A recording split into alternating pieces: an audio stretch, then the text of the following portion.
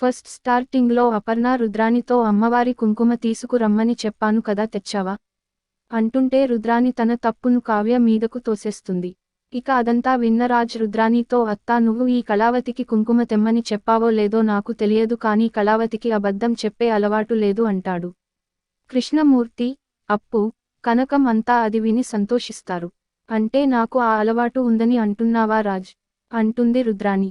అని నేను అనడం లేదు అత్తా, కళావతి తప్పు చేయదని తెలిసి మాట్లాడుతున్నా అంతే. కళావతి తప్పు చేయదు, ఎవరికీ భయపడదు. మళ్ళీ నేను సపోర్ట్ చేస్తున్నా అని గొడవ చేయకండి. జస్ట్ తనేంటో చెబుతున్నా అంతే అని రాజ్ వెళ్ళిపోతాడు. అపర్ణాదేవి కొడుకు మాటలకు రగిలిపోతుంది. ఇక స్వప్న సీమంతానికి చీర కట్టుకోకుండా టెన్షన్ పడుతూ ఇప్పుడు లేని కడుపుని పెట్టుకుని అందరి ముందు తిరగాలంటే టెన్షన్గా ఉంది. ఎలానో ఏంటో అనుకుంటుంది. ఇంతలో రుద్రాణి వస్తుంది. స్వప్న ఈ గది చిన్నది కదా, నిన్ను రెడీ చేయడానికి ఆ రూంలో అంతా ఎదురు చూస్తున్నారు, వెళ్ళు. ఆ గదిలో రెడీ అవ్వు అంటుంది. అత్తయ్య మీరు బాగానే ఉన్నారా? ఫస్ట్ టైం మీరు నాతో ఇంత పాజిటివ్గా మాట్లాడుతున్నారు. అందుకే అనుమానం వస్తోంది అంటుంది స్వప్న. కడుపుతో ఉన్న అమ్మాయి మనసు చాలా సున్నితంగా ఉంటుందని ఇందాకే తెలుసుకున్నాను.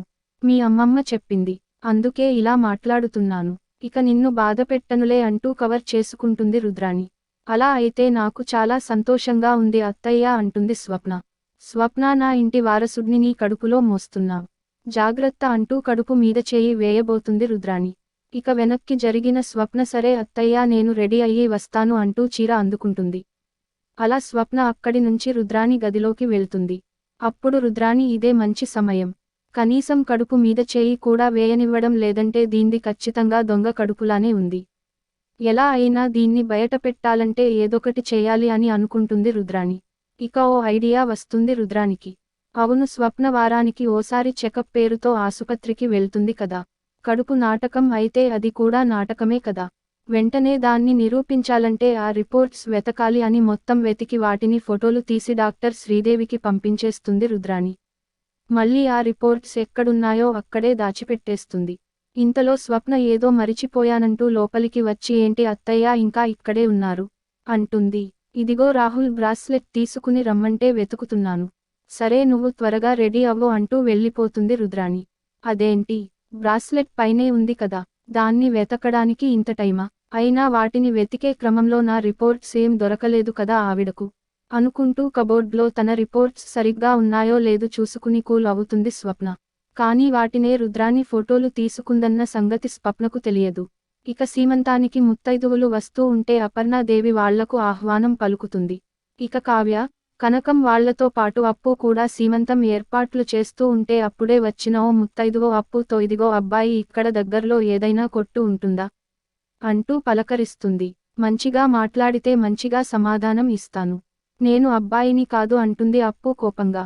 కావ్య, కనకం, ధాన్యలక్ష్మి అంతా నవ్వుకుంటారు. అవునండి తను నా చెల్లెలు అప్పు అంటుంది కావ్య. ఏంటో ఈ కాలం పిల్లలు అమ్మాయో అబ్బాయో పోల్చుకోవడం కష్టమన్నట్లు రెడీ అవుతున్నారు అంటుంది ఆమె. అది విన్న కవి దగ్గరకు వచ్చి బ్రో చెప్పానా?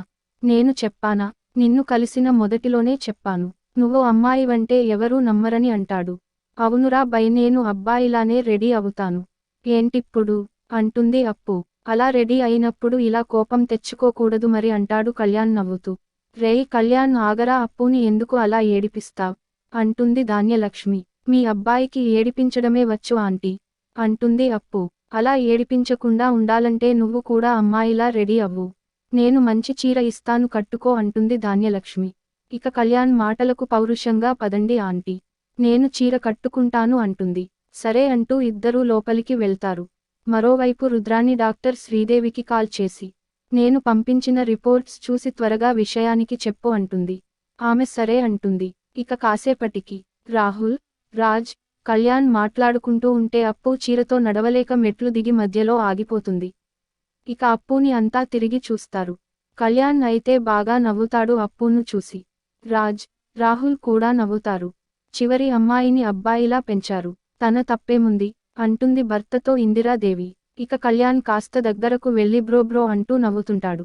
చీర కట్టుకోవడం ఓ కళ, అబ్బాయికి చీర కట్టినట్లే ఉంది అంటుంది రుద్రాణి వెటకారంగా. కావ్య, కనకం, కృష్ణమూర్తి, అప్పు చాలా బాధగా చూస్తారు. కవిగారు ఇక ఏడిపించింది చాలు, నన్ను మా అక్కని ఏ మగపిల్లలు ఏడిపించకుండా ఉండటం కోసమే మా అప్పు మాకు బ్రదర్లా పెరిగింది. అందుకే ప్యాంట్ షర్ట్స్ అలవాటు అయ్యాయి. చక్కగా జడ వేసి చీర కడితే అప్పు కూడా అందంగానే ఉంటుంది అంటుంది కావ్య. ఏంటి వదినా జడనా అంటూ మళ్ళీ నవ్వుతాడు కవి. ఏమండీ కవిగారికి బాగా ఎక్కువైంది, పట్టుకోండి తనని అంటుంది రాజ్తో కావ్య. వెంటనే రాజ్ పట్టుబోతుంటే అన్నయ్య అన్నయ్య అంటూ అప్పు వైపు పరుగుతీసి అప్పు వెనకే దాక్కుంటూ చూడు అన్నయ్య తనకు జడ ఎలా వేస్తారు అన్నయ్య అంటూ రాజ్కి దొరక్కుండా పరుగుతీస్తాడు కళ్యాణ్. అప్పుడే అనామిక చీర కట్టుకుని వస్తుంది. కావ్య కూడా కవిని పట్టుకోబోతుంటే రాజ్, కావ్యల నుంచి తప్పించుకోవడానికి అనామికని గుద్దేసి అనామికను పడిపోకుండా పట్టుకుంటాడు కళ్యాణ్. ఇక చీరలో అనామికను చూసి వావ్ చాలా అందంగా రెడీ అయ్యావ్ అని పొగుడుతాడు అప్పు ఎదురుగానే. అదేంటి నేను అందంగా లేననా, రెడీ అవ్వడం వల్లే అందంగా ఉన్నానా అంటుంది అనామిక పొగరుగా చూస్తూ. అలా కాదు అనామిక, అటు చూడు బ్రోని తనకు చీరలు సెట్ కావు అంటే విన్నావా, అదిగో చూడు ఎలా ఉందో అంటాడు కళ్యాణ్ నవ్వుతూ. అప్పు నువ్వు వెళ్ళి డ్రెస్ మార్చుకునిరా అంటుంది కావ్య. ఇంకా కళ్యాణ్ అదే విధంగా మాట్లాడటంతో అవును నాకు సెట్ కావు అనేసి అప్పు బాధగా పైకి వెళ్ళిపోతుంది డ్రెస్ మార్చుకోవడానికి. ఇక స్వప్నని అంతా రెడీ చేస్తూ ఉంటారు. కనకం వచ్చి స్వప్నకు నగలు పెడుతుంటే నెమ్మదిగా తీ అవి ఒరిజినల్, మనింట్లో ఉండే గిల్టు నగలు కావు అంటూ ఓవర్ చేస్తుంది స్వప్న. ఇక అదంతా చూస్తున్న రాహుల్ రుద్రాణితో చూసావా మమ్మీ మనింటి నగల్ని దాని నగలని ఎలా చెప్పుకుంటుందో అంటాడు రాహుల్. పెళ్లి చేసుకున్నావ్ కదా మరి, నీ భార్యగా ఆ హక్కు ఉంటుందిరా అంటుంది రుద్రాణి. మమ్మీ నువ్వు కూడా ఏంటి అలా మాట్లాడుతున్నావ్, అసలే మన ప్లాన్ పాడైందనే చిరాకులో ఉంటే అంటాడు రాహుల్. పాడైందని ఎవరు చెప్పారు రా, జస్ట్ వాయిదా పడింది అంతే అంటుంది రుద్రాణి. అంటే మళ్ళీ టాబ్లెట్స్ ఇవ్వమంటావా అంటాడు రాహుల్. ఆల్రెడీ ఇచ్చినదానికే రిజల్ట్ వచ్చింది అంటున్నాను అంటుంది రుద్రాణి. ఏంటి నువ్వు అనేది అంటాడు రాహుల్. ఆ డాక్టర్కి కాల్ చేసి అడిగాను, తను కరెక్ట్గానే టాబ్లెట్స్ ఇచ్చిందట అంటుంది రుద్రాణి. మరి అబార్షన్ ఎందుకు అవ్వలేదు అంటాడు రాహుల్. కడుపు ఉంటే అయ్యేది అంటుంది రుద్రాణి.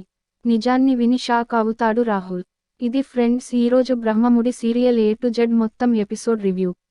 ఈ వీడియో గనక మీకు నచ్చినట్లయితే ప్లీజ్ నా ఛానల్ని సబ్స్క్రైబ్ చేసుకోండి. Thanks for watching friends.